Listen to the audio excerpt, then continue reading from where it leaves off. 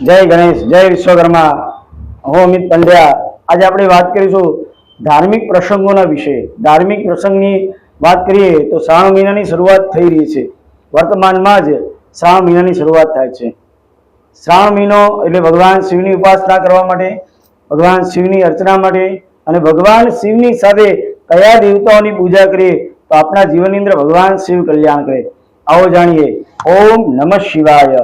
13 August 2026 ના ગુરુવારના દિવસે ભગવાન શિવનો પવિત્ર શ્રાવણ મહિનો માસ ચાલુ થઈ છે। એ સમયે ભગવાન શિવજીની સાથે કયા દેવતાની ઉપાસના કરી આવો જાણીએ ડીપી ન્યૂઝના માધ્યમથી આ ધાર્મિક કાર્યક્રમની અંદર।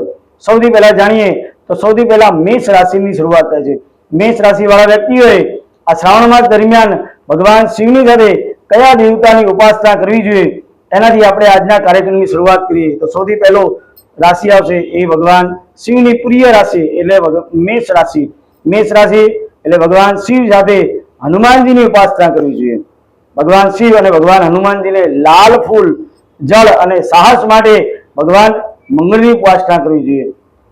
આ ઉપાસના આપણે શા માટે કરીએ છીએ એની આપણે સમજ લઈ લઈએ। પહેલા તો ભગવાન શિવની સાથે સાથે કયા દેવતાઓની ઉપાસના કરવાની તો કે જે રાશિ છે એ રાશિની સાથે એ દેવતાઓનું કયા દેવતાઓનું વધારે પડતું કોમ્બિનેશન છે, કયા દેવતા એ રાશિ ઉપર અનુકૂળ હોય છે એ દેવતાઓની સાથે સાથે પૂજા ઉપાસના અને આરાધના કરશું। સૌથી પહેલા ખાસ યાદ રાખવા જેવી કોઈ વાત હોય તો આ રીલ તમારાથી મિસ ના થઈ જાય એટલા માટે આ રીલને પહેલા તમે લાઈક કરો, શેર કરો અથવા આ રીલને તમે સેવ કરી આવો। કેમ કે આ રીલ આપણા જીવનની અંદર ઘણા બધા પરિવર્તન લાવી શકે છે। આવો જાણીએ વૃષભ રાશિની વાત। તો વૃષભ રાશિ એટલે કે બ વ અને ઉ એ ત્રણ શબ્દ સમાજે ભગવાન શિવની સાથે મા પાર્વતીની ઉપાસના કરવી જોઈએ। દૂધ અને સફેદ ફૂલ રોજ ભગવાનને અર્પણ કરવાથી જીવનની અંદર સુખ, શાંતિ અને સમૃદ્ધિની પ્રાપ્તિ થાય, સાથે સાથે શુક્ર મહારાજની પણ કૃપાની પ્રાપ્તિ થાય છે।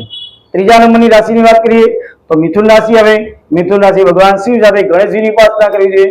ભગવાન શિવજીને બિલ્વપત્ર, લીલા મગ, બુદ્ધિના રહેતા એવા ભગવાન ગણેશજી છે એટલા માટે ભગવાન ગણેશજીની પૂજા કરવાથી બુદ્ધિ, વાણી અને વ્યવસાયની અંદર પ્રગતિ થાય છે।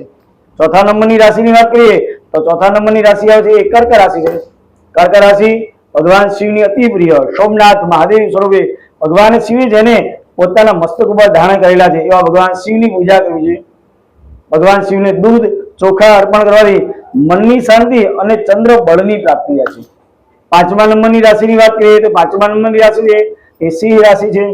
સિંહ રાશિ એ સૂર્યની રાશિમાં ગણવામાં આવે છે। તો ભગવાન સૂર્યનારાયણની સાથે ભગવાન શિવજીની શ્રાવણ માસમાં ઉપાસના કરવામાં આવે તો ભગવાન શિવ અને ભગવાન સૂર્યનારાયણ બંને પ્રસન્ન થાય છે।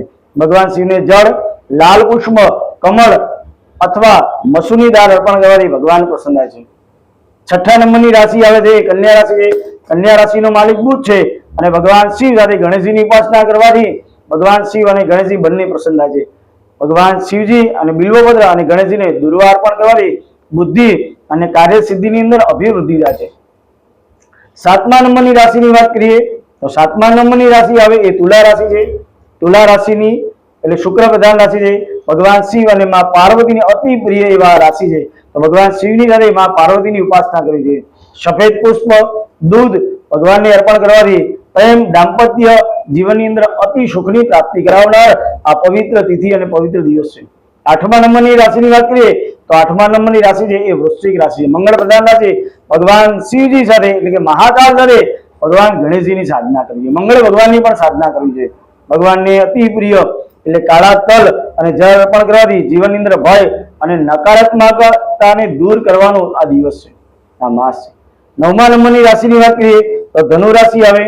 ધનુ રાશિ એ ગુરુની રાશિ છે। ભગવાન શિવ સાથે ગુરુની આરાધના કરીએ।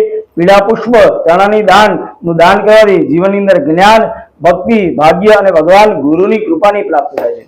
દસમા નંબરની રાશિની વાત કરીએ તો એ મકર રાશિ આવે। મકર એ ભગવાન શનિ મહારાજની રાશિ છે। તો ભગવાન શિવની સાથે ભગવાન શનિની કૃપા શ્રાવણ માસ દરમિયાન આપણા ઉપર કેવી રીતે થાય એના માટે ભગવાન શિવની સાથે ભગવાન શનિ મહારાજની પણ પૂજા કરવી જોઈએ। કાળા તલ અને જળ અર્પણ કરવાથી કર્મના બંધનમાંથી મુક્તિ મળે અને શનિની ઉપાસના કરવાથી ભગવાન શનિ અતિ પ્રસન્ન થાય છે। 11મા નંબરની રાશિની વાત કરીએ તો એ કુંભ રાશિ ભગવાન શિવ સાથે ભગવાન ભૈરવની સાધના કરવી જોઈએ। ભગવાન શિવને કાળા તલ, બીલીપત્ર અર્પણ કરવાથી ભગવાન શિવ અને ભૈરવ બંને પ્રસન્ન થાય છે અને જીવનમાં આવનાર તમામ અવરોધોને દૂર કરી અને જીવનમાં સકારાત્મકતાની પ્રાપ્તિ કરાવે છે. અને અંતમાં છેલ્લી રાશિની વાત કરીએ તો એ મીન રાશિ એ ગુરુ પ્રધાન રાશિ, ભગવાન વિષ્ણુને અતિ પ્રિય રાશિ એ મીન રાશિ છે. ભગવાન શિવ સાથે ભગવાન વિષ્ણુનું નિત્ય સેવા પૂજન અર્ચના આરાધના કરીએ તો ભગવાન શિવ અને ભગવાન વિષ્ણુ બંને અતિ પ્રિય થઈ અતિ પ્રસન્ન થાય છે. એવું કહેવાય કે હરિહરની જે ભક્તિ આ શ્રાવણ માસ દરમિયાન કરે છે, ભગવાન હરિહર એ બધાના જીવનની અંદર કલ્યાણ કરવાવાળા દેવ છે.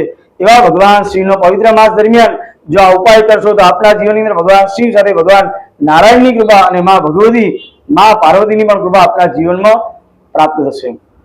આ એક વિશેષ અમારો એક પ્રયત્ન છે જેના માધ્યમથી આપ સૌના જીવનની અંદર ભગવાન શિવ અને જે દેવતાઓ આપની રાશિ પ્રમાણે છે એ દેવની કૃપા આપના જીવનમાં પ્રાપ્ત થાય એ માટેનો એક અમારો નાનો અને ટૂંકો ઉપાય અને પ્રયોગ છે. એના માટેનો આ એક અભિપ્રાય છે, એનો સ્વીકાર કરજો. જો આપને અમારી રોજની પંચાંગ સેવા પસંદ આવતી હોય તો વિડીયોને લાઈક કરો, શેર કરો અને આપનું કોઈ સૂચન હોય તો કોમેન્ટ કરીને આપનો અભિપ્રાય અમને જરૂર જણાવશો. સાથે આવા તમામ જ્યોતિષ, પંચાંગ, વાસ્તુ અને ધાર્મિક વિધિ માટે આપ અમારો સંપર્ક કરી શકો છો. જય ગણેશ, જય વિશ્વકર્મા, ઓમ નમઃ શિવાય.